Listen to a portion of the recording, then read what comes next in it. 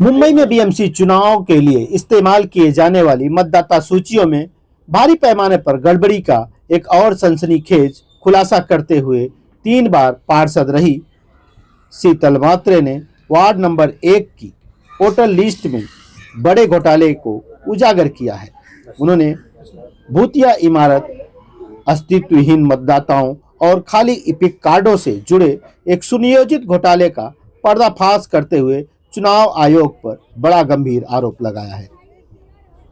Borivali waste के ward number 1 में IC colony के रोड नंबर 5 पर वह जिस इमारत को ढूंढ रही हैं उसका कोई अस्तित्व ही नहीं है, लेकिन शिकायत के बावजूद भी चुनाव आयोग के अधिकारियों ने इस गंभीर मामले पर अभी तक कोई कार्रवाई नहीं किया है।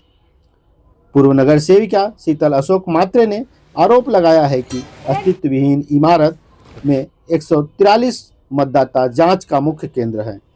भागडालाने नामक इस इमारत में, जिसे अंतिम प्रकाशित मतदाता सूची में रोड नंबर 5 आईसी कॉलोनी में स्थित दिखाया गया है और जहां 143 मतदाता पंजीकृत हैं, हालांकि जमीनी सत्यापन ऑन ग्राउंड वेरिफिकेशन में इसकी पुष्टि हुई है कि उस स्थान पर कोई भी ऐसी इमारत नहीं है।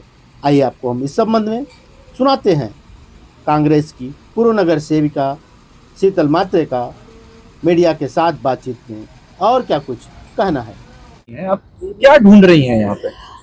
यहाँ पे बगदाले नाम की कोई बिल्डिंग है जो मुझे पहले भी जब प्रारूप मतदार यादी आई तब दिखाई नहीं दी थी, मिली नहीं थी, तो मैंने कंप्लेन भी किया था कि ऐसी कोई building IC colony road number 5 पर है नहीं।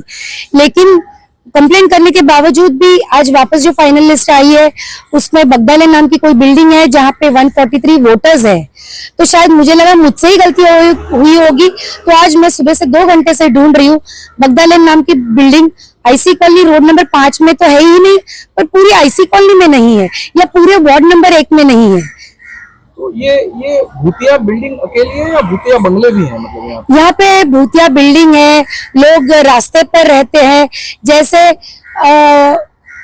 101 वोटर ऐसे है जो आईसी कॉलोनी रोड लिखा है, तो शायद मुझे लगता है ये सिर्फ इलेक्शन कमिश्नर को दिखते हैं, रास्ते पर रहते होंगे और वोटिंग के टाइम पे, लेकिन ये बराबर आते हैं, वोट करके चले जाते हैं।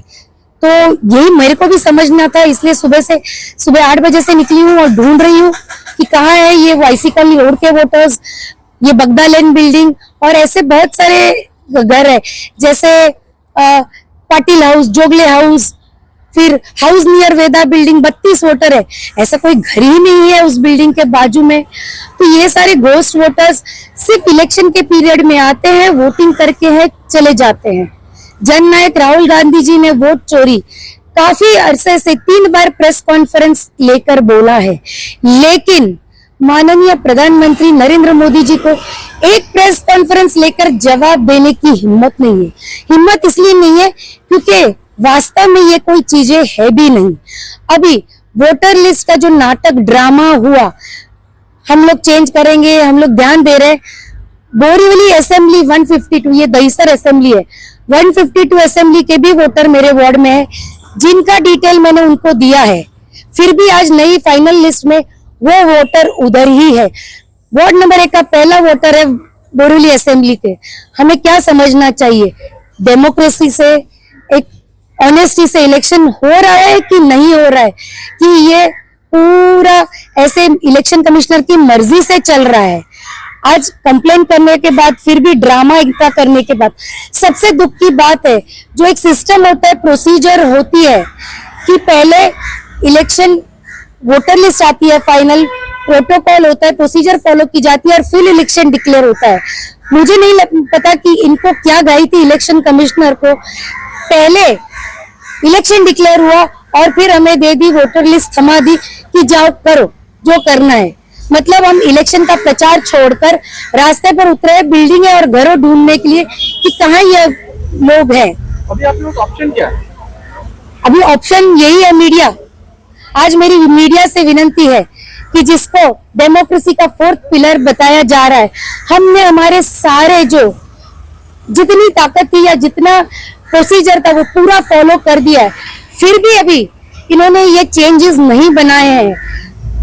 दोबारा मतदार आज वापस उस वोटर लिस्ट में दोबारा मतदार दिख रहे हैं, तो फिर ये नाटक क्यों था निकाला हुआ, ये क्यों ड्रामा किया था?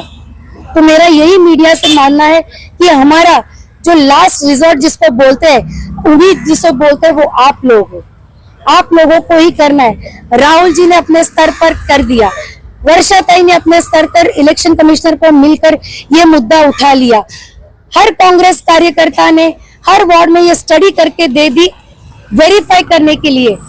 तुरंत कंटिन्यूस उनके साथ मेरा फॉलोअप था, मैंने जाकर बिल्डिंग है, मैं बोली चलो आप मुझे दिखा दो, मैं नहीं दिखा रही हूँ आपको, तो आप मुझे बिल्डिंग दिखा दो। क्लियरली मुझे इलेक्शन डिपार्टमेंट ने बोला ये बिल्डिंग हमें भी मिल नहीं रही है, लेकिन हम कुछ नहीं कर सकते। लेकिन वो उन्होंने फिर लैप्स क्यों नहीं किया, काटा क्यों नहीं? अगर बिल्डिंग हमारे पास अथॉरिटी नहीं है एडिशन और डिलीशन का, हम सिर्फ शिफ्टिंग कर सकते हैं, ये जवाब था। जब मैंने कहा ये जहाँ है वहां शिफ्ट कर दो, हमें पता नहीं है, मतलब जो बिल्डिंग उनको मिली नहीं, जो हमें भी मिली नहीं, उनको कैसे मिल सकती है? जो बिल्डिंग उनको मिली नहीं, हमें मिली नहीं, वो बिल्डिंग उधर ही रहेगी। यही बॉटम लाइन है कि ये बहुत स्मार्टली किया गया है।